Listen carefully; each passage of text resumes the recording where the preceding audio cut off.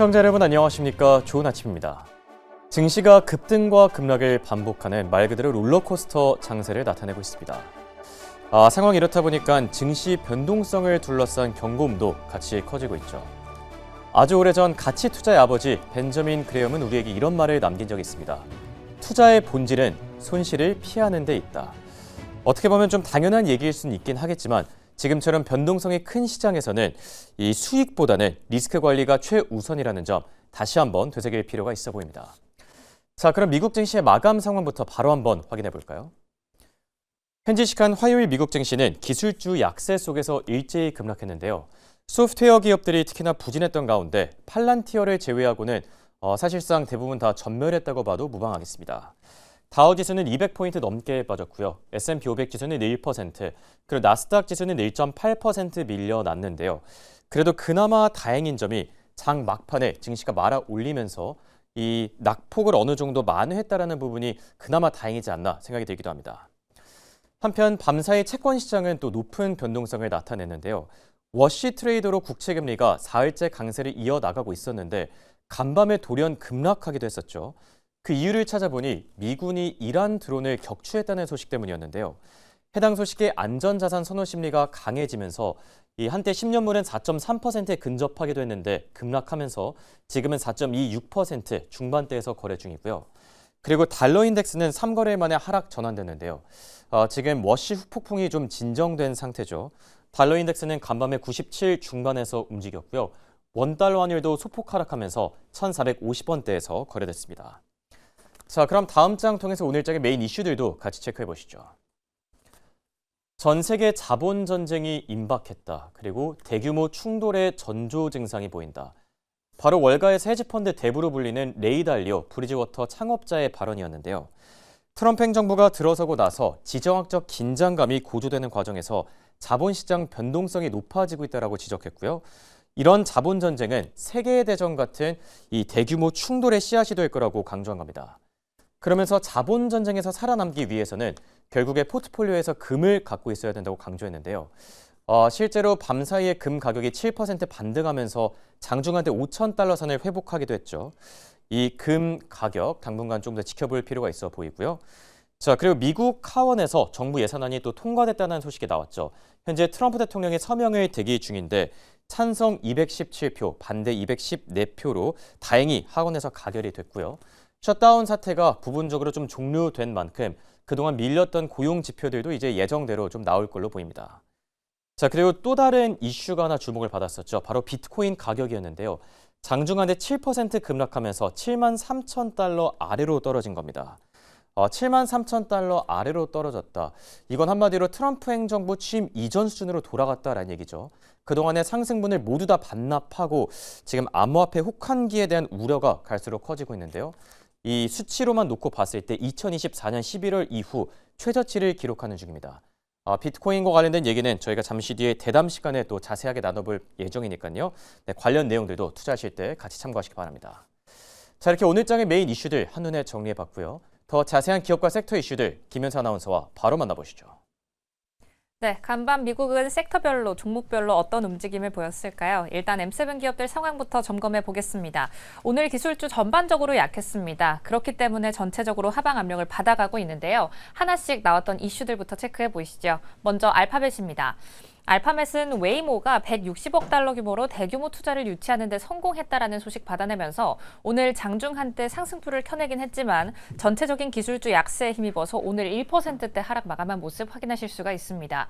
여기에 더해서 아마존 같은 경우에도 데이터 센터에 대한 언급을 한 가지 내놓았지만 2%대 하락 마감했는데요.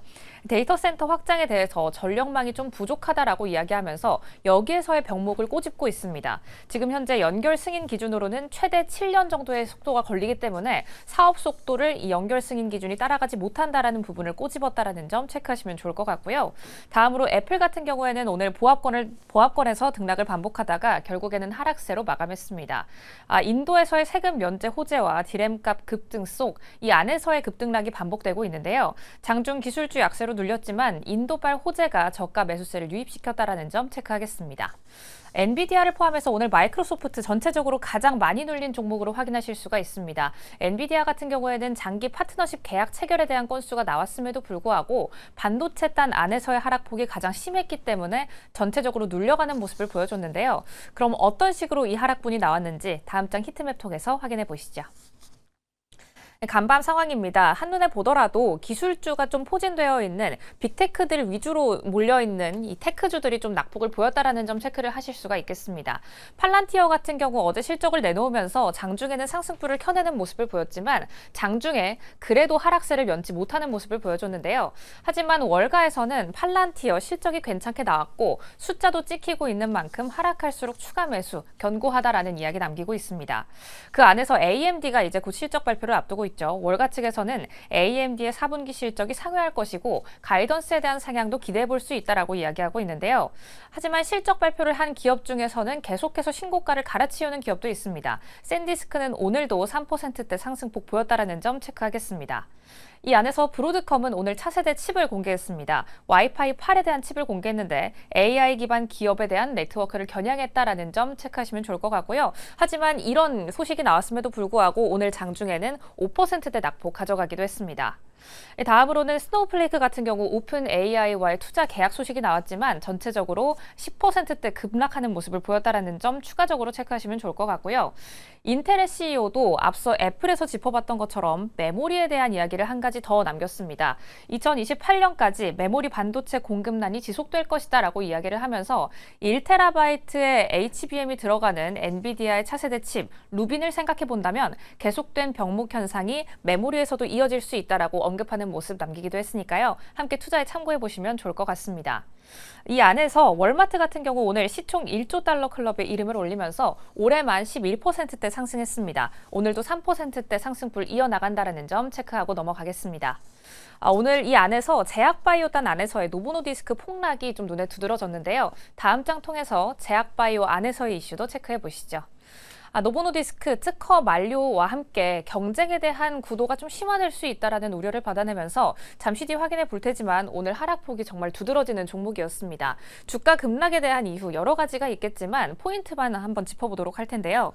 일단 실적 발표에서 CEO의 이런 언급이 있었습니다. 올해 매출과 이익에 대한 전망치가 전년 대비해서 크게는 13% 정도 감소할 수 있을 것이다라고 이야기를 하면서 이른바 가이던스에 대한 하향 조정을 한 거죠.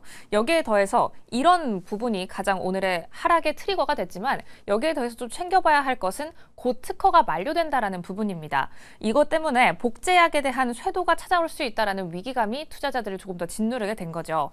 여기에 더한 약가 인하에 대한 트럼프 대통령의 기조가 바뀌지 않았다라는 것 또한 오늘의 하방 압력을 부추기는 재료가 됐습니다. 그렇다면 노보노디스크는 좀 어떤 전략을 가져가고 있을까요? 일단 시장 안에서는 경구용이라는 단어에 정말 단단히 꽂힌 모양이죠. 그렇기 때문에 먹는 위고비는 아직까지 남아있다. 그러니까 특허 만료에 대한 부분은 주사제에 한해서 특허 만료가 끝나는 거고 경구용은 아직 살아있다라는 부분을 이야기하고 있고요. 차세대 신약 앞으로 나올 카그리세마 같은 경우에는 이 특허 만료에 대한 가장 쟁점적인 부분을 가져가는 세미글루타이드의 다른 원료를 혼합했기 때문에 이런 복제약이 쇄도할 위기에서 좀 벗어날 수 있다라는 부분에서 돌파구를 찾아가고 있다라고 이야기하고 있습니다. 하지만 이렇게 말함에도 불구하고 노보노디스크의 주가 간밤 크게 흔들렸습니다. 14%대 흔들리는 모습 보여주면서 장세를 가져갑니다. 오늘의 바이오주 한번 체크해 보겠습니다. 일라이릴리도 함께 큰 폭으로 밀려나는 모습 보였고요. 머크와 함께 머크 같은 경우에는 상승불 켜냈다라는 점 체크하고 넘어가도록 하겠습니다. 노보노디스크의 10% 넘는 급락, 과연 우리 증시에는 어떤 영향을 주게 될까요? 미국 투자 중심까지 지금부터 바로 고민 해결하러 가시죠.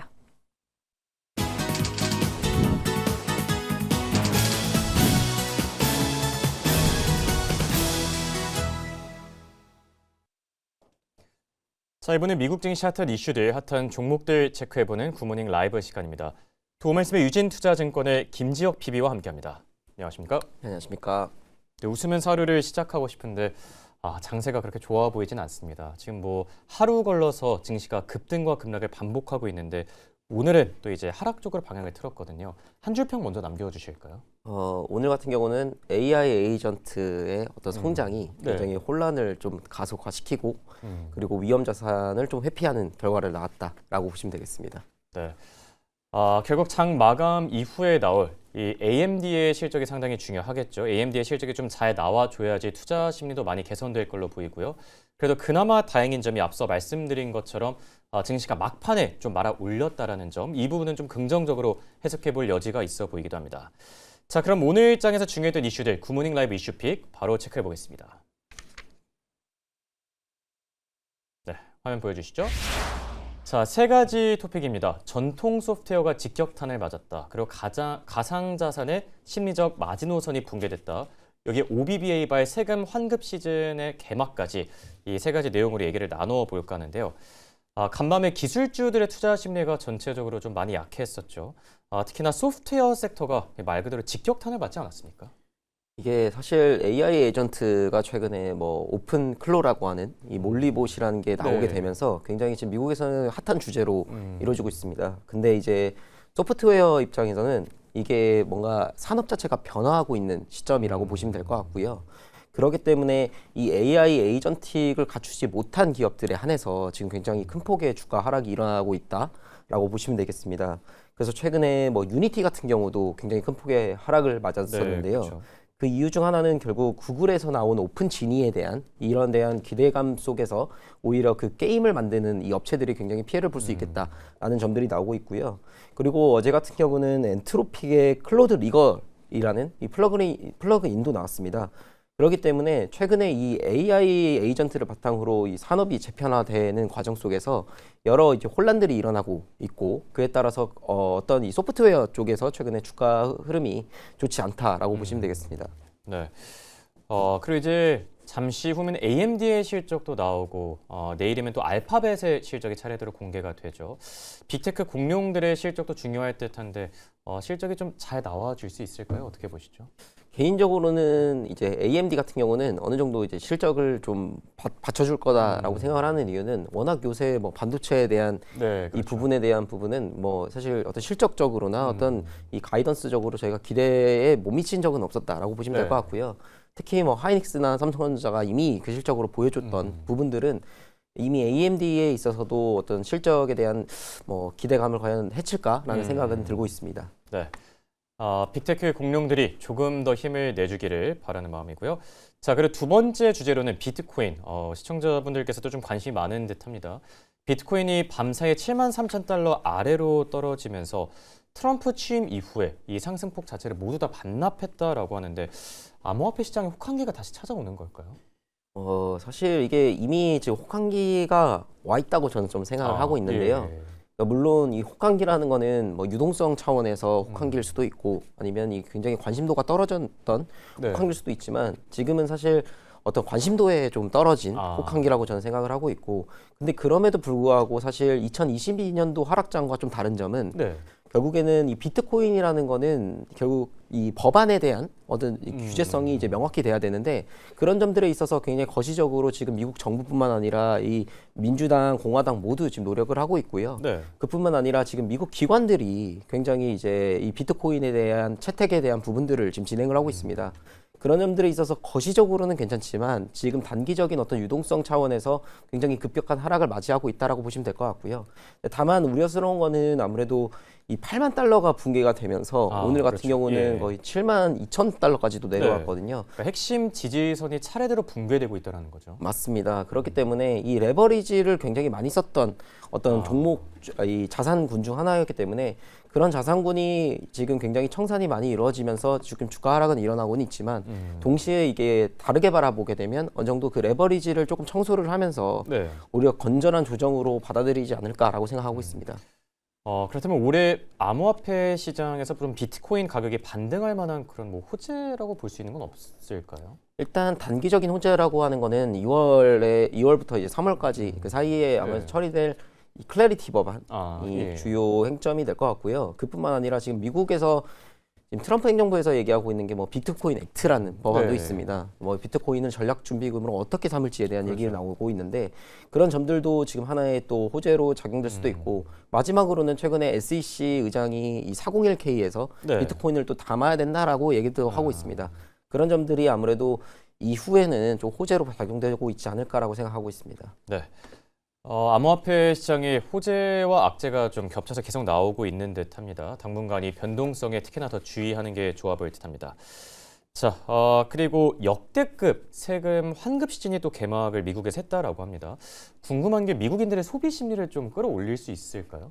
사실 이게 저희 우리나라도 이제 네. 보게 되면 지금 2월에 연말정산을 하게 예. 되면서 세금을 돌려받기도 하고 있는데요. 미국도 사실 같은 경우입니다. 네, 미국 같은 경우는 작년에 생각해 보시면 저희가 이제 막 관세도 있었고 여러 네. 이슈가 있었지만 결국 OBBA라는 이 법안이 통과가 되면서 그렇죠. 올해 같은 경우는 굉장히 많은 세금을 환급받게 됩니다. 그렇기 때문에 지금 역대급 규모라고 보시면 될 것 같고요. 지금 추가 환급액만 거의 약 160조 원 정도 되는데 이게 전체 환급 총액으로 보게 되면 전년 대비해서도 44% 증가됐기 때문에 충분히 이 금액이 이 본인 국민들에게 어떤 통장의 지갑으로 들어오게 된다면 충분히 소비의 힘을 더 부추길 수 있다라고 생각하고 있고요. 그렇기 때문에 지금 올해 1분기에만 GDP 성장률을 예상을 하고 있는데 이게 0.5에서 한 0.8%까지도 기대되는 부분은 있습니다. 네. 자, 그럼 말씀과 동시에 AMD의 실적이 방금 전에 나왔습니다. AMD의 실적 저희가 자막은 곧 준비해드릴 예정이고요. 우선 EPS와 매출 예상보다 더 잘 나와줬습니다. 말씀해주신 대로 좀 다행히 잘 나와줬는데 지금 시간 외 거래에서는 2% 정도 빠지고 있습니다. 문제가 되고 있는 부분이 있는지 조금 더 디테일하게 살펴봐야 될 것 같은데 우선 데이터 센터 매출도 예상보다 잘 나와줬고요. 마진율도 예상보다 잘 나와줬고 1분기 매출 가이던스, 이 가이던스 쪽이 좀 발목을 붙잡고 있는 게 아닌가 싶은데 해당 내용들은 저희가 속보가 들어오는 대로 더 자세하게 전해드리도록 하겠습니다. 우선 AMD의 실적 공개됐는데 시간 외 거래에서 2% 빠지고 있는 점 참고하시기 바라고요. 혹시 코멘트 남겨주실 부분이 있을까요? 아니면 좀 체크를 하셔야 될까요? 사실 뭐 네, 반도체 방금 전에 나오긴 해가지고. AMD 같은 경우는 뭐 물론 지금 주가의 하락이 지금 이루어지고는 있지만 사실 다른 그 실적이 굉장히 큰 폭으로 하락했다. 실적이 좀 안 좋게 나와서 그 주가가 큰 폭으로 하락했던 부분에 비하면 굉장히 지금 적게 좀 하락을 네. 하고 있다. 견조한 흐름을 보이고 있다라고 생각하고 있고요. 뭐 지난주에 마이크로소프트는 이제 빠졌을 때 거의 10% 넘게 빠지기도 했었죠. 맞습니다. 예. 그리고 그뿐만 아니라 물론 지금 엔비디아가 오늘 5%까지도 넘게 하락을 했다가 다시 올렸던 부분들은 있는데 물론 이 AMD에 있는 가이던스에 대한 부분들도 좀 네. 지켜봐야겠지만 일단은 반도체 쪽은 조정이 받을 때마다 조금 저희가 긍정적으로 봐야 되지 않을까라고 생각하고 있습니다. 네. 결국 조정을 받을 때마다 이 눌림목 구간들을 좀 공략하셔서 담아가는 게 좀 좋은 투자 전략이 될 수도 있을 거라고 생각이 들고요. 자, ASML, 반도체 얘기 나온 김에 ASML에 대한 얘기도 조금 나누어 보도록 할게요. 4분기 실적도 참 잘 나와줬는데 올해도 슈퍼 을의 자리를 좀 잘 지킬 수 있을까요? 일단은 HBM4로 넘어가는 과정 속에서 굉장히 이 노광 장비에 대한 수요는 여전히 견고하다고 생각을 하고 있습니다. 네. 특히 뭐 하이닉스나 지금 삼성전자 모두 이 HBM4를 쌓는 과정 속에서 굉장히 이 깎는 이 기술이 굉장히 어렵다라고 보시면 될 것 같고요. 네. 그래서 최근에 뭐 유리기판도 그 중에 하나의 기술로서 작용이 되는데 결국 이런 노광 장비가 없으면 사실 이런 미세 공정이 진행이 안 되기 때문에 그런 점들에 있어서도 ASML이 가지고 있는 기술적 해자는 굉장히 놀랍다라고 생각하시면 될 것 같고요. 그리고 최근에 뭐 중국 리스크가 좀 불거지고 있는데 중국 쪽에서도 자체 DUV라고 구형 장비를 가지고 이제 신형으로 만들려고 하는 작업은 있습니다. 근데 하지만 이 기술적 격차가 워낙 넘기 때문에 네. 뛰어나기 때문에 그런 점들에 있어서도 중국의 리스크는 어떤 단기적인 모멘텀에 불과하다라고 생각을 하고 있고요. 이에 따라서 뭐 지금 최근에 이제 그 로직 다이 공정이라는 HBM4 네. 공정에 있어서 지금 이 EUV가 굉장히 지금 선투입되고 있는 과정 속에서 지금 월가에서도 최근에 목표 주가 자체를 굉장히 TD 코인이라는 분은 지금 1,500유로까지도 올린 점들은 있거든요. 그런 점들에 있어서도 이 ASML이 가지고 있는 성장성은 공고하다라고 보시면 되겠습니다. 네. 자, 그리고 AMD 속보 내용 다시 한번 전해드립니다. AMD 방금 전에 실적을 발표했는데요. EPS와 매출 예상보다 잘 나와줬고요. 데이터 센터 매출, 여기에 마진율, 그리고 1분기 매출 전망까지도 예상보다 더 잘 나와줬습니다. 그럼에도 불구하고 지금 시간 외 거래선 3% 정도 빠지고 있는데 그 이유에 대해서는 조금 더 살펴보긴 해야 되겠지만 아무래도 투자자들의 눈높이가 너무 높았던 게 아닌가 이런 얘기들도 조심스럽게 나오고 있고요. 자, 그리고 두 번째 특징주로는 저희가 캐터필러를 살펴볼까 하는데 최근에 다른 PB님께서도 캐터필러를 또 들고 와주셨거든요. 네. 요즘에 좀 주목을 많이 받고 있는 듯합니다. 캐터필러는 어떤 모멘텀이 있을까요? 사실 어제 그 프로젝트 볼트라는 네. 굉장히 120억 달러의 히토류 공급망을 재편하려는 이 트럼프 예, 대통령의 그렇죠. 어떤 프로젝트를 보고 나서 결국에는 이 채굴에 대한 부분들은 이어지겠다라고 생각을 하고 있었고요. 결국 이 히토리로 채굴을 하려면 결국 중장비에 대한 수요는 계속적으로 늘어날 수밖에 없습니다. 그뿐만 아니라 지금 미국 트럼프 행정부 쪽에서도 지금 이 주택 시장에 대한 활성화도 기획을 하고 있고요. 그뿐만 아니라 지금 우크라이나 재건, 가자 재건 관련해서 지금 평화위원회를 구축을 했기 때문에 그런 점들에 있어서 캐터필러는 향후 더 올라갈 수밖에 없다라고 생각을 하고 있고요. 결국 이 마셜 플랜이라고 불리우잖아요. 이거를 그렇죠. 이제 이 재건 사업을 어떻게 하는지에 대한 부분들은 있는데 그런 점들에 있어서도 캐터필러가 결국 이 중장비가 더 많이 필요할 수밖에 없고 우리나라에 있는 현대건설기계도 최근에 많이 올랐듯이 그런 점들에 있어서 캐터필러를 좀 볼 필요가 있다라고 생각하고 있습니다. 네. 오늘같이 어려운 장에서도 캐터필러는 또 고고하게 잘 올라줬죠. 당분간 이 장비 관련주들 캐터필러까지 잘 챙겨보시길 바랍니다. 지금까지 도움 말씀의 유진투자증권의 김지혁 PB와 함께했습니다. 대단 고맙습니다.